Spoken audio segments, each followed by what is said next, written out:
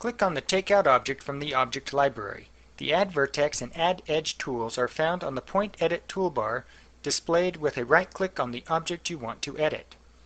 The Add Vertex tool is a very simple tool that adds a new vertex to an edge. If highlight is on, the position at which the new vertex will be added to an edge is visible. A click will add the vertex. We will add one to each side of the top face. This action is the same as breaking an edge in two. The new points can be selected and moved around, allowing you to do some creative things. We will scale them out and move them up.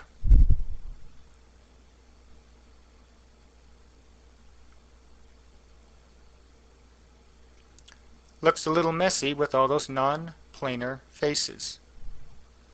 We can fix it with the Add Edges tool. The Add Edges tool will create a new edge between 2 points. We select a start point and then click on an end point. A new edge is created. We will do this all the way around the top. Much better, but there are still a few strange faces. Remember triangulation. It should fix those. Now we are getting somewhere. Let's delete the diagonal edge across the top. Well, what do you know? Looks like a Chinese takeout box. It's empty, so let's throw it away. Bring the mug object to the grid. Although simple, the Add Edges tool can be a very powerful tool. The handle and the cup are two separate pieces, so we will Boolean add them together. The handle is still not connected to the cup, so with the Add Edges tool we will close the gaps. By connecting the matching vertices, we now have a connected handle and a continuous solid object.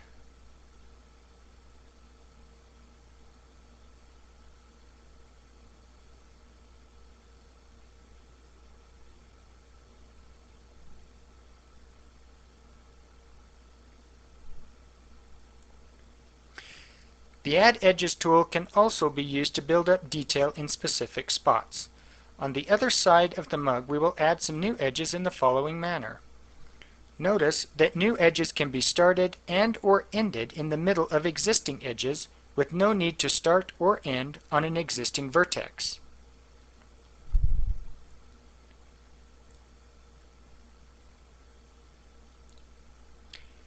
After selecting the middle newly created edge on top, we will move it out a ways in X.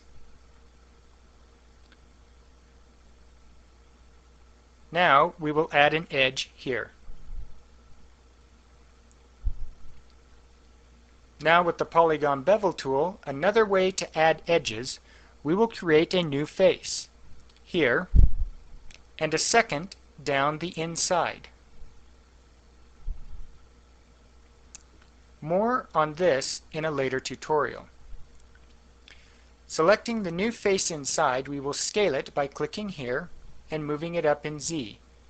Now we are ready for the next Add Edges feature. By connecting the points of faces on opposite sides of a feature, we can create a hole through it.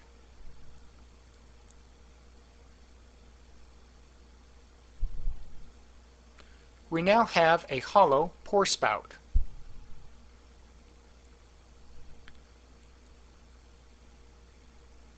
We can also close gaps across two extensions of an object to create a loop. We will add an edge here by selecting a parallel edge and using the Slice tool to move a new edge to here. Next, we will sweep out these two faces on the handle.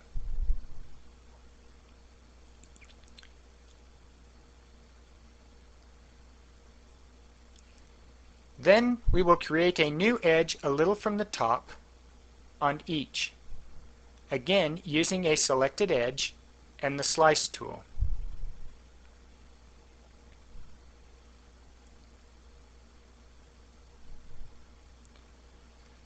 Now we can connect these two faces with edges To create a solid span. It is important to work from the outside in when creating such spans.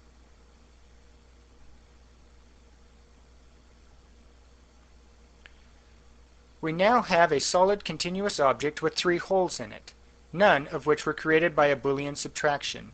Smoothing it will test for continuity and proper construction.